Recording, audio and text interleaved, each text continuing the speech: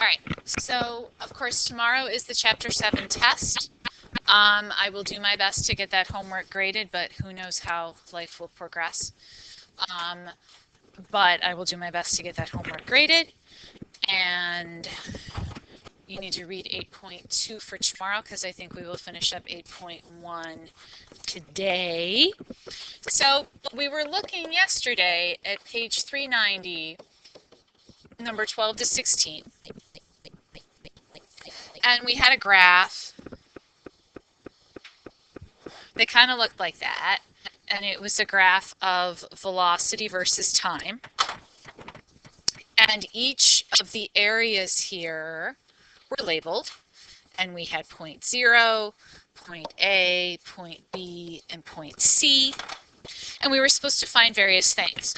So in number 12, we were supposed to find the displacement, which meant that we were taking, as I called it, the signed area under the curves, which meant that if the area was below the x-axis, it was really negative. So this was negative area, and this was negative area, because displacement really means kind of the net distance that you've traveled, the distance from where you start to where you end. Number 13 asks us to find the actual distance. So we actually calculated the number of steps, which means you take the absolute value of all of those areas under the curve. And we're taking the areas under the curve because we know that x of t, which is the position or the distance or the displacement, depending on how you look at it, is the integral of the velocity with respect to time between two times. And of course, the integral is really the area under the curve. Okay, so everybody good on 12 and 13? Okay. We were then dealing with number 14, which was to give the positions at various times. And I know at the very, very end, I was trying to rush through and get done. So let's just look about what the position would be as the object moved from t equals 0 to t equals c. Okay.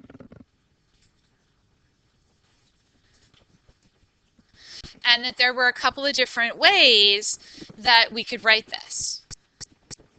We could either write it as, so it's really going to be x of c, as the integral from 0 to c of v of t dt.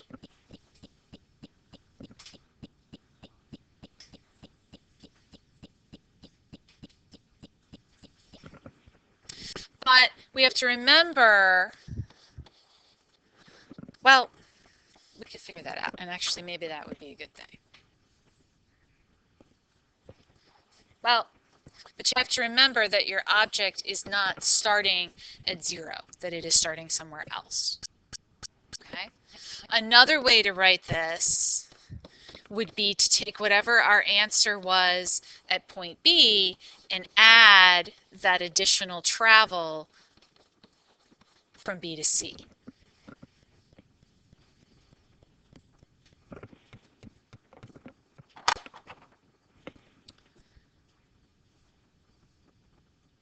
So what is our position at x equals 0? I'm sorry, at t equals 0. 15 centimeters. And then what's the area under the curve from 0 to c?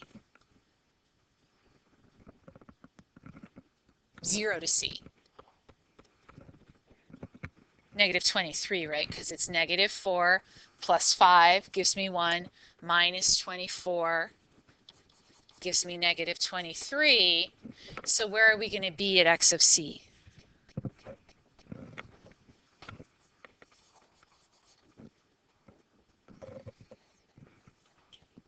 Negative 8 centimeters. Okay.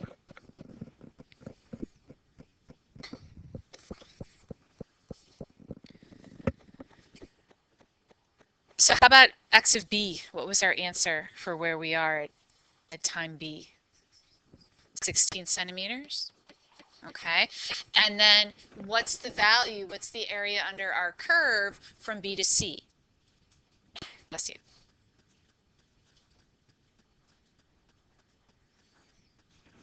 Yeah, because that's what this integral is, right? Negative 24. So again, 16 minus 24 is negative 8. So we get the same answer, it's just a matter of how you want to get there. I added, well, this is the area under the curve from 0 to C. So from 0 to A, it's negative 4. From A to B, it's plus 5. From B to C, it's negative 24. Okay? All right, so number 15. Somebody read us number 15. Please.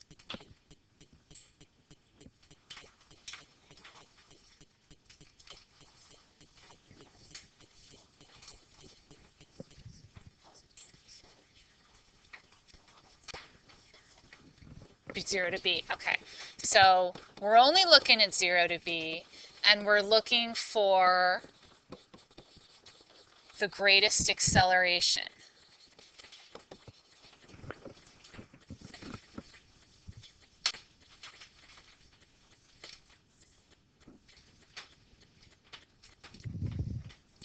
So how does acceleration fit into all this stuff that we've been looking at?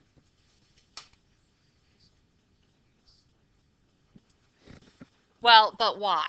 What's A of t always equal to? It's always equal to dv dt. And then, Zoe, what is the derivative really? The slope of the tangent. So we are, in fact, looking for the place where we have the steepest slope, the greatest slope. And if we look back at our graph, or you probably more importantly look at the graph in your book, where do you think that is from 0 to B?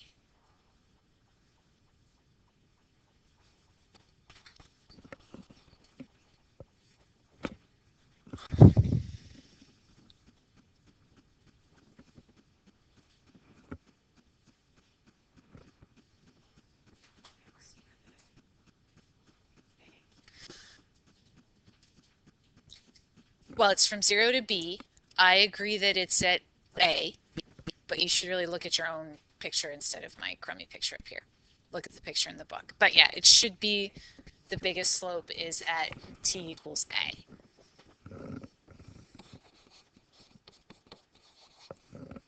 Okay.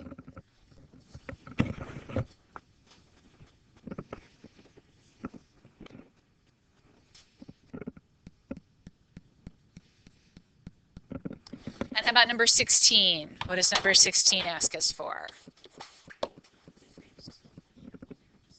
Okay, so again, greatest possible slope, positive slope, excuse me. But now we're looking at the whole thing. So again, I'm sorry, where my brain is this morning, greatest possible acceleration. Which means we're looking for the greatest slope on our velocity versus time graph. And so where's that going to be?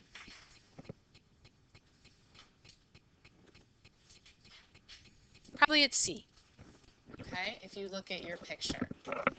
So here we're going to have t equals C as our answer.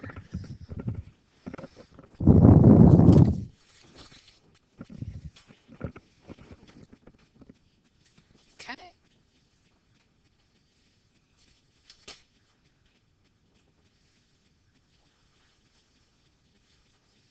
All right, we good? We got it? Okay. All right, then I'd like to do one from the journal just because it seems to be something that I need to do.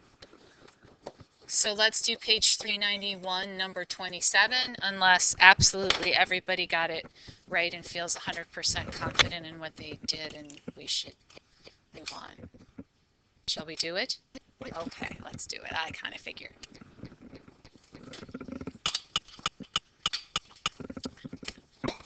All right, so somebody read this for us, please.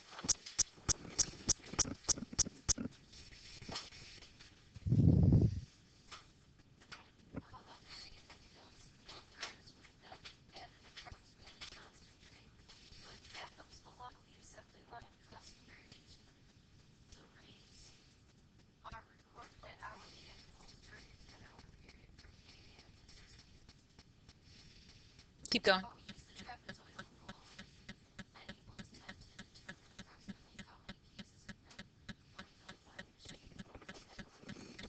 Okay, so we've got a table that gives us time and again a rate.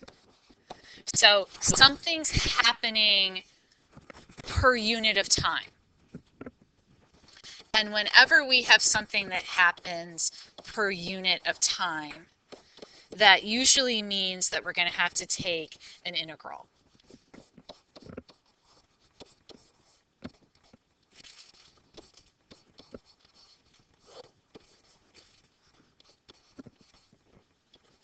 I just want to be able to point. You don't necessarily need to copy the numbers down. 5 is 110, 6 is 120. Okay.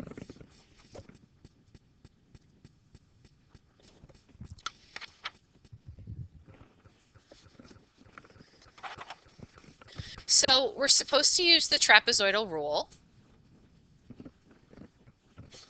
And who remembers what the trapezoidal rule says? Sarah. I'm going to go with H, and then we'll say over here that H is B minus A over N. Okay, keep going.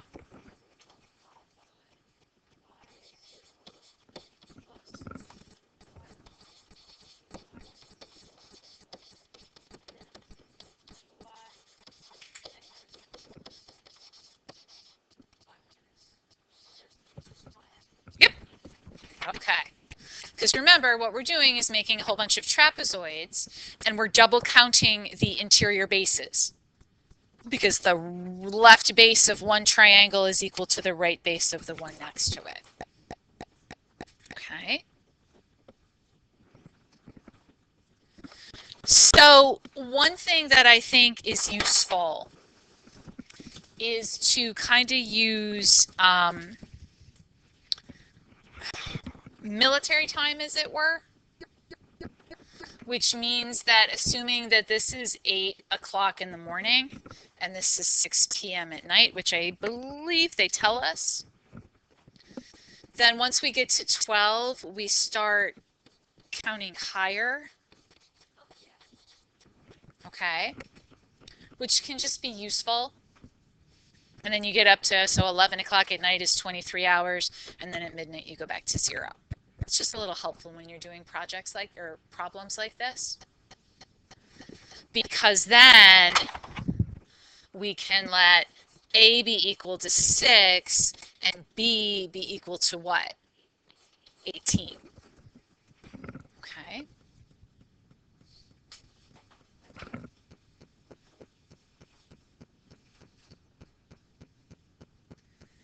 So we want to know how many cases of milk were filled by the machine, right? And so this is, I'm sorry, it's not cans, it's cases. I can't read my own writing. Okay. And we know how many cases are filled in each individual hour, kinda, sorta. But what I want T to be is the area under my curve. I want it to be the total number of cases. All of these Y values here are going to have units of what?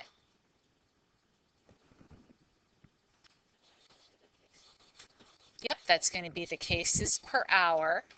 And what's my H going to have as its unit? Yeah, it's going to have it as hours, right? Because it's A is 6 hours, B is 18 hours. Okay, so I'm going to end up multiplying hours times cases per hour, and that should give me cases. So just again, units can be a way to help you make sure you're getting the right thing. Okay, so let's figure out what H is. So that's going to be B, which is 18, minus A, which is 6. And what's N going to be? It should be 10. And who found my mistake? Maddie. Yes, it most certainly would be. Apparently I make this mistake every year because I have it written in my notes. Okay, I don't know why I want it to be 6 a.m. instead of 8 a.m. I think the cows should be getting up earlier, I guess. All right, so what's H going to be equal to then? 1, which makes it nice and simple. So I'm not going to write out all this math because you know how to write out all the math. So you tell me what T is going to be equal to.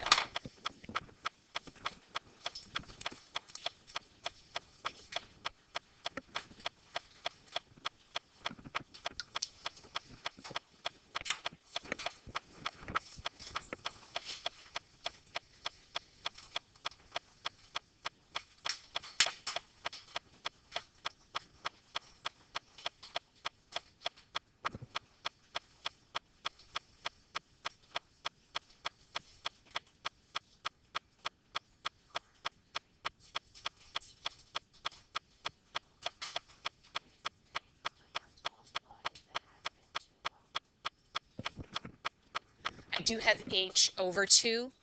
So if we figure out H is 1, then it'll be a half times all of that.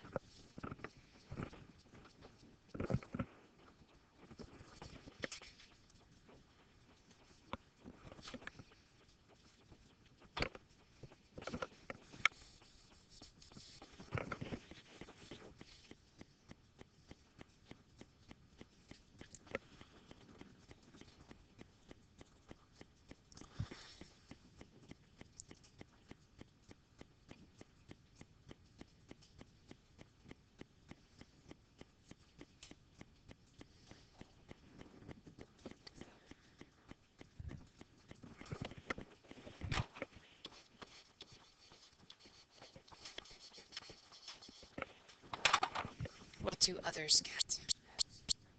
Johnny, you got the same thing too? Maddie, Priya, Zoe, Sari's still plugging away at her calculator. We'll give her a sec.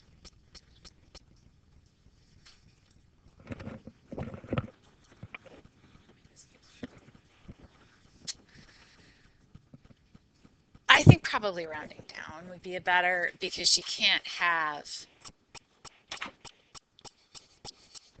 half a case. I mean, although it could be the clock, you know, the whistle blows at 6 o'clock and you have half a case full, but that doesn't make a lot of sense.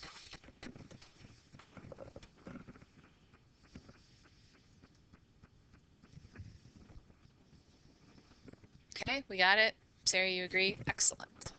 Okay, so I got one more I want to do, and then really we'll kind of be done, but this one takes a little while. So page 391, number 24.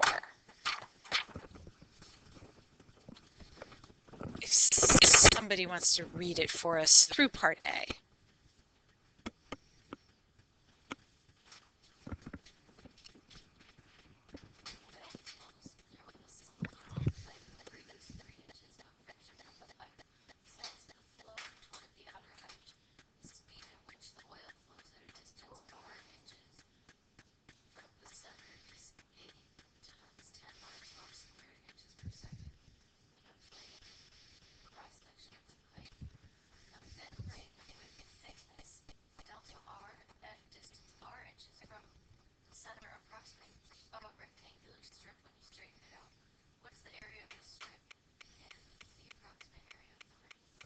Okay, so here's my pipe. Looking down the pipe. The pipe has a radius, I'm going to call it capital R. where that capital R is 3 inches.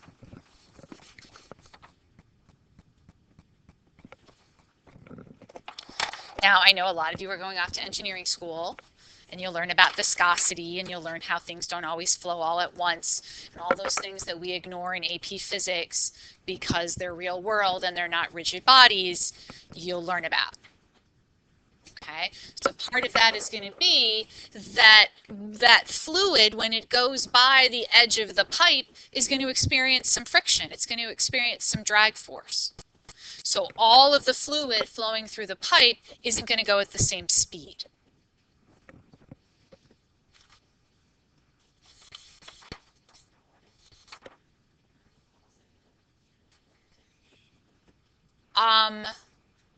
I don't think so. I think that's water tension, but I'm not sure.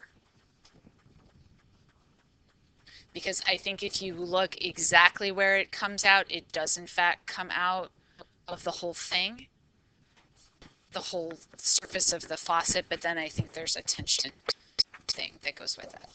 Because the harder you put on the water pressure, the closer it is to a cylinder. All right.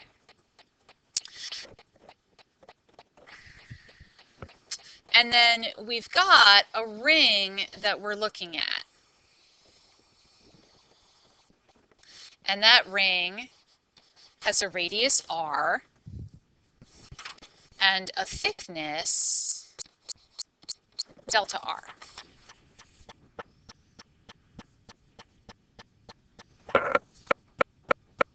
And we're going to, delta R, not delta X.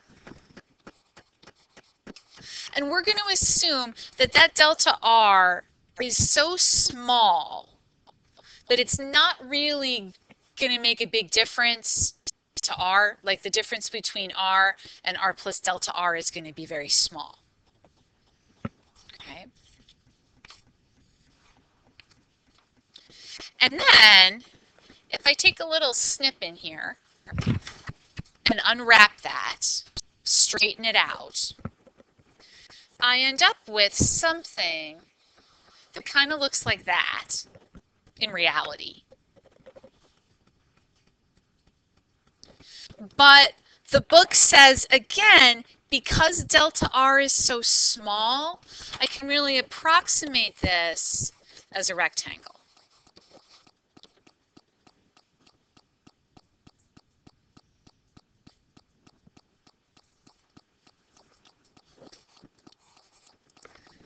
And what's the height of that rectangle going to be? Delta R. It's the thickness of my circle.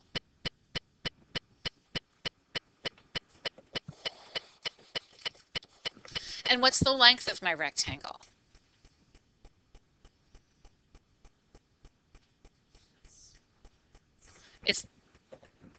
It's the circumference of my ring, which is going to be what?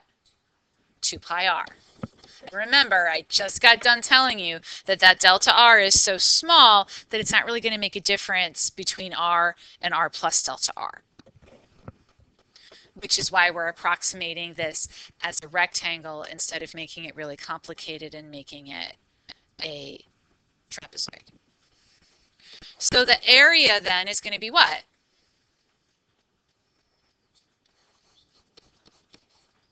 Two pi r delta r. And if you're paying attention, and you've been paying attention for the last 6 months, your 7 months, 6 months, you're going to tell yourself that that delta r is going to become a dr, and it's going to get infinitesimally small, and at some point I'm probably going to add them all up, and you should kind of be seeing what's coming because you're calculus students. You're almost done being calculus students. And then you move on to Calc 2. Okay. All right, so that's part A. Somebody read part B for us, please.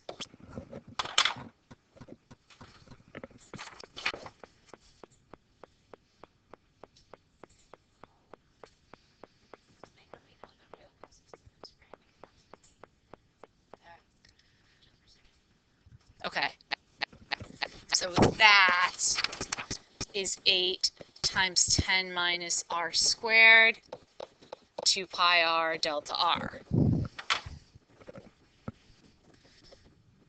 Okay, so we need to change our perspective a little bit here.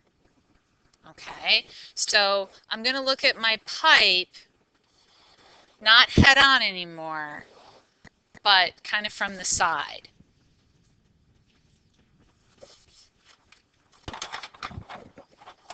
And it'll end somewhere. My pipe's only so long. Okay. So remember that I have this ring, right? Okay. And at t equals 0, my ring is there.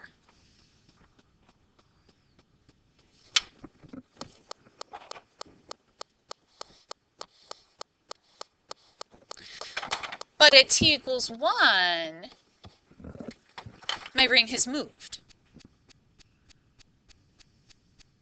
Right?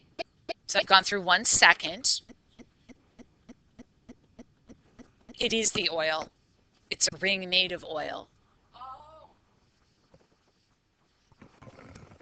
This is a ring of oil. This is like my sample, my random rectangle when I'm finding the area under the curve.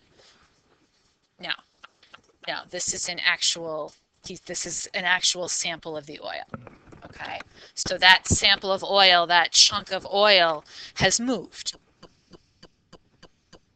Okay, so that chunk of oil is moving at a certain speed, right? What's the speed that my oil is moving at? Right, 8 times 10 minus r squared. That's what they said in the given at the beginning.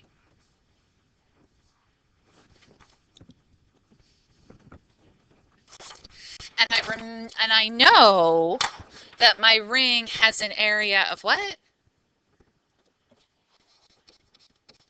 2 pi r delta r. So I could say that this is a certain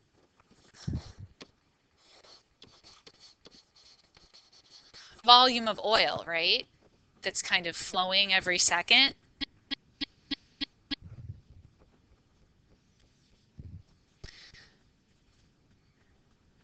And that's really what I'm kind of looking for, right? If I want to know that the ring moves at approximately that cubic inches per second, then what I'm looking for is the volume divided by time.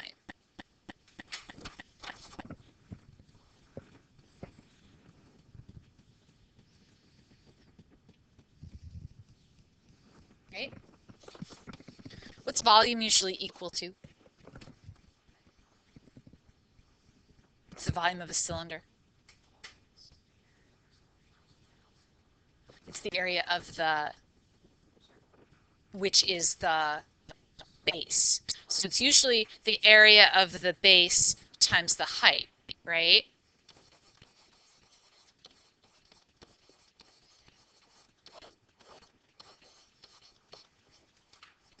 And then this is going to be divided by time.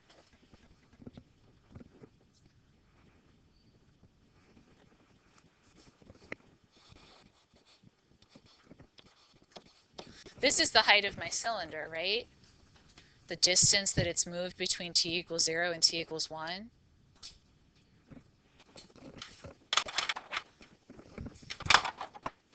Which makes this a what?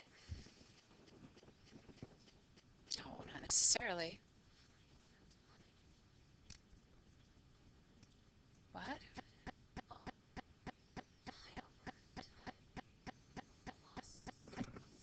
Yeah, it's a distance over time. It's the distance that my ring has moved in that certain amount of time. So that's a velocity. This is the area of my base.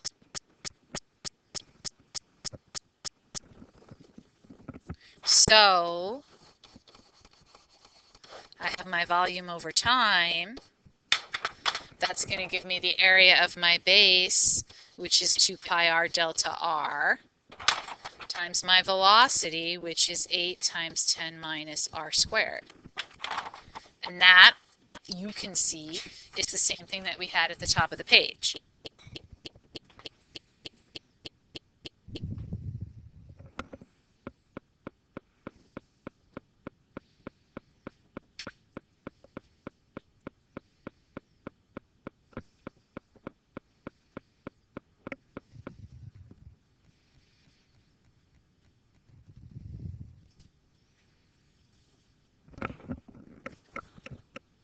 Okay, you with me?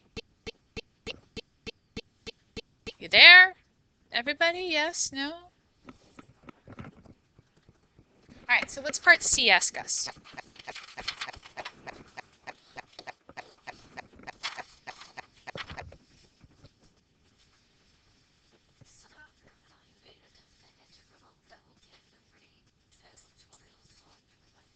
Okay.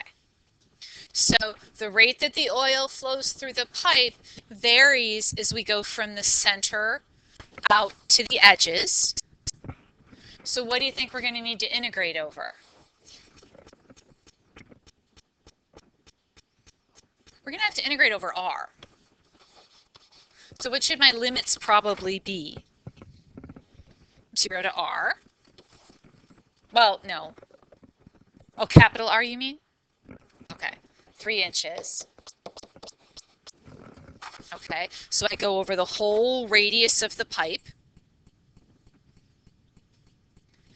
And if I want to find, again, it's this cubic inches per second.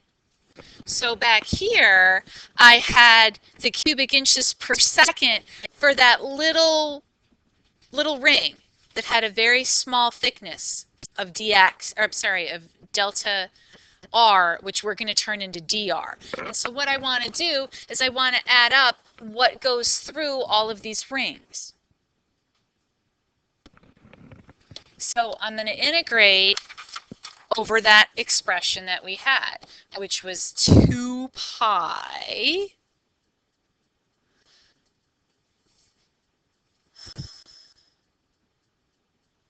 what did I do here? Where did that 8? Oh, never mind. 2 pi r times 8 times 10 minus r squared, and my delta r became a dr, right? All I'm doing is taking the expression from down here. I just moved the dr to the end.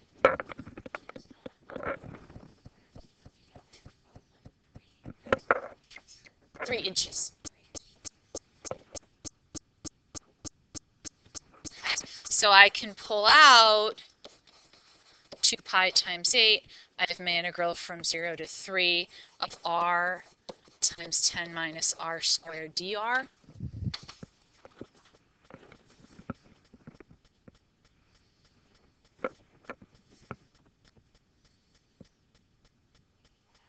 I can distribute that r.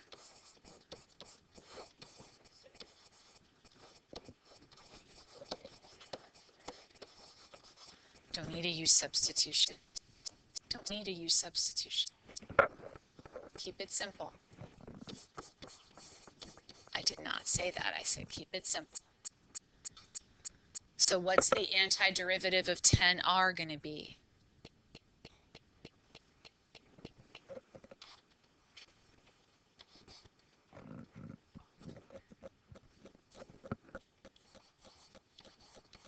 Five r squared.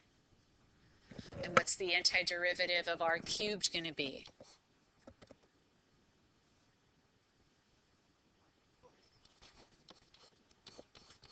Okay, I'm going to evaluate that from 0 to 3.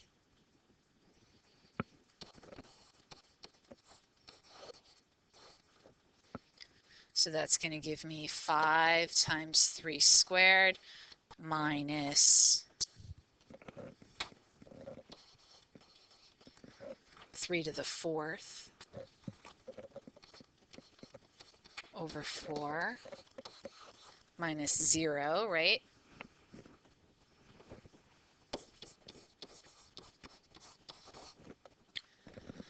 So that gives us what? 45 minus, this ceases to be anything nice because it's just 81 over 4. So it ends up giving you a number, which I believe I got to be 1244 inches cubed per second. The bell's going to ring, that's why I'm just giving you the math.